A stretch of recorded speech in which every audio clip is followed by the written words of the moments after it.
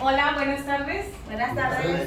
Bueno, pues estamos aquí reunidos para poder hablar de un tema muy importante y ese tema el día de hoy se refiere a lo que es la negligencia médica. ¿Alguien sabe lo que es la negligencia médica? ¿Alguna opinión? Cuando hay un fallo en algún procedimiento por parte de los médicos o de enfermería. Ok, puede ser, pero un mal procedimiento, una mala praxis. Entonces, hoy vamos a ver lo que es la negligencia médica. Bueno, la negligencia médica ocurre cuando, precisamente lo que ustedes acaban de decir, cuando un profesional de la salud comete errores injustificados que afectan negativamente a un paciente, incumpliendo con los estándares aceptados en la comunidad médica. Es como estábamos diciendo ahorita al principio del tema, pues realmente es una mala praxis que se puede llevar a cabo en un paciente, en un usuario, en un derechohabiente, independientemente que sea el nombre, pero eso es a lo que se refiere una negligencia médica. Algo que podamos hacer, un error que podamos cometer de manera injustificada, ¿sí? O en relación a esto, ¿por qué lo digo? Errores injustificados quizá, porque pues lógicamente tenemos que buscar una justificación del por qué, ¿sí?, se lleva a cabo o se pudo llevar a cabo esa negligencia médica. Okay. Bueno, algunas de las características de la negligencia médica son: una, en primer lugar, el médico tiene la información suficiente para poder actuar adecuadamente, pero no lo hace. ¿Qué quiere decir? El médico siempre debe, como médico, debe de tener un documento, algo que se llama consentimiento informado, y dentro de ese consentimiento informado pues debe de tener el interés de compartir la situación del paciente. A los pacientes nunca hay que mentirles, ¿no? Entonces el médico es el que tiene la información suficiente para poder compartirlo y para poder decir qué es lo que tiene el paciente y qué es lo que va a necesitar en el transcurso de la atención médica. Otra característica de las cuales podemos tener aquí es la atención médica recibida no cumple los niveles de calidad exigidos por la ley, porque para poder tener un cumplimiento en la atención médica, pues lógicamente se deben de llevar ciertos lineamientos, y hay leyes que esto avalan, o bien son leyes que protegen, en este caso, por derecho del paciente o simplemente por la cuestión de ser seres humanos que estamos en esa disposición de recibir lo que es la atención médica. Otra característica que podemos ver: causa daños físicos, psicológicos o económicos al paciente. Sí pasa. ¿Por qué daños físicos? Lógicamente, si no es atendido de manera oportuna, ¿qué es lo que va a pasar? Se pueden originar daños físicos a esta persona. Lógicamente, daños psicológicos. Si hablamos de daños psicológicos, ¿de qué manera? Pues sí, también se puede causar daños psicológicos. En uno de los aspectos es que si ya causa un daño físico, lógicamente de antemano viene un daño psicológico. Económico, pues ni se diga, ¿no? Entre más se retrase una atención médica o se retrase un proceso, ¿qué es lo que va a pasar? Va a impactar al paciente, ¿no? Porque es un paciente que es activo, es un paciente que a lo mejor pues tiene una vida misma, tiene familia que mantener, y pues lógicamente sí impacta y genera económicamente al bolsillo de la persona, ¿no? Ahora, existen diferentes tipos de negligencias. Dentro de estas negligencias, algunos estudios, ¿qué es lo que nos mencionan? Existen errores de diagnóstico, nos menciona por aquí un 33% más o menos, existe esta parte en los errores de diagnóstico. Errores quirúrgicos ni se diga, y nos mencionan que es un 24%. Errores de tratamiento, sí, también existen errores de tratamiento, que esto me va a marcar un 5% del error con de tratamiento. Lo mismo también, volvemos a la misma situación, existen errores de tratamiento en los cuales, bueno, los porcentajes pueden completamente variar, pero aquí lo vamos a dejar a un 5%.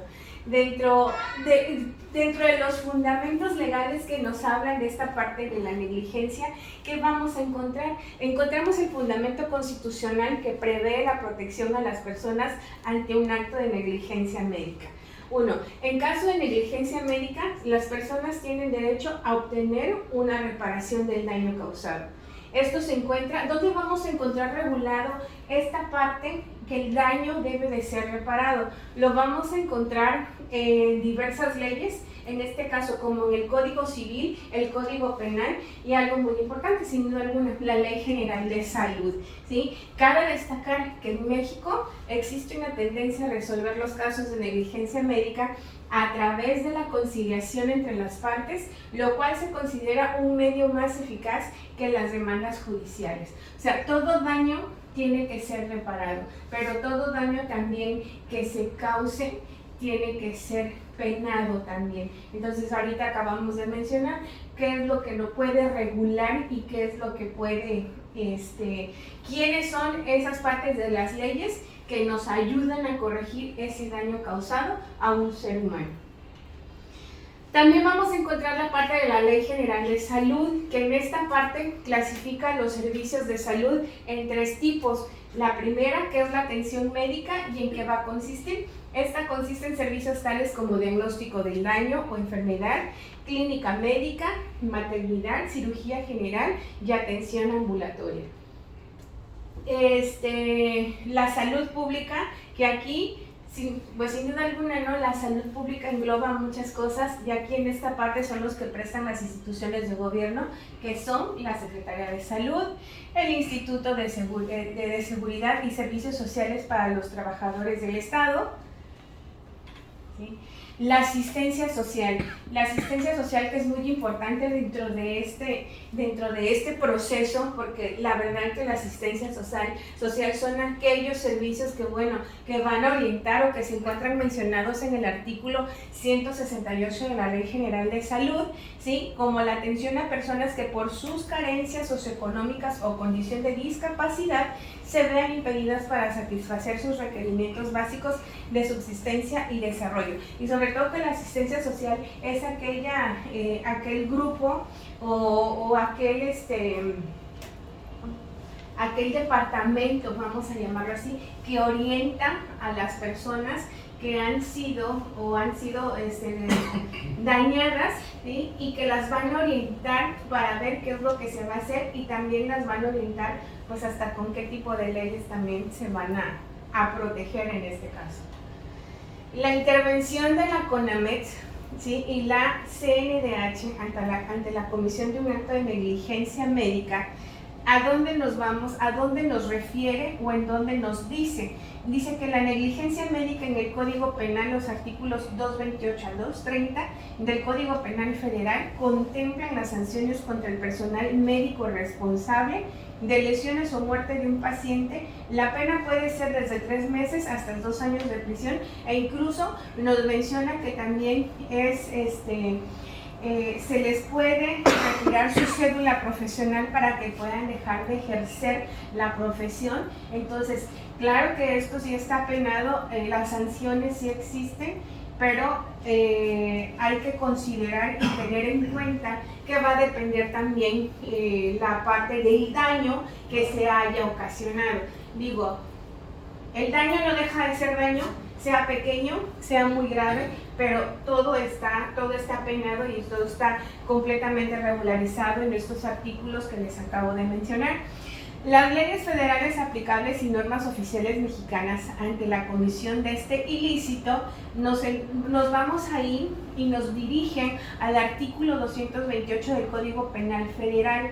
El artículo anterior se aplicará a los médicos que, habiendo otorgado responsiva para hacerse cargo de la atención de un lesionado o enfermo, lo abandonen en su tratamiento sin causa justificada y sin dar aviso inmediato a la autoridad correspondiente.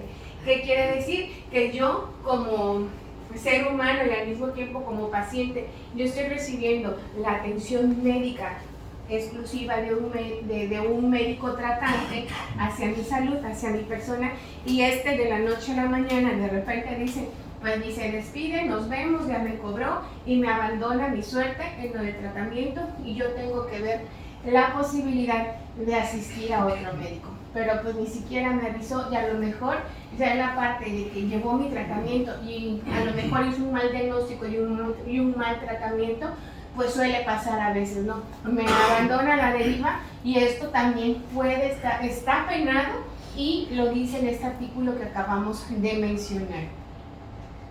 En el artículo 229 del Código Penal Federal dice: se impondrá prisión de 3 meses a 2 años hasta 100 días de multas y suspensión de 3 meses a 1 año a juicio del juzgador a los directores, encargados o administradores de cualquier centro de salud cuando incurran en alguno de los casos siguientes. 1.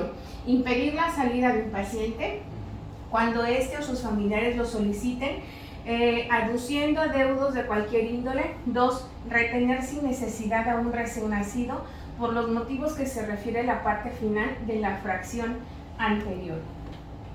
En el artículo 230 del Código Penal Federal, el Código Penal hace referencia a la Ley General de Salud como una disposición reguladora en materia de salud. Esta ley indica las competencias de las autoridades verificadoras y las sanciones a quienes incurren en prácticas indebidas, porque sin duda alguna sí nos queda claro que sí existen prácticas indebidas, sobre todo cuando estamos hablando de una negligencia completamente médica. Nos estamos dirigiendo y nos estamos fijando en un equipo multidisciplinario del sector salud.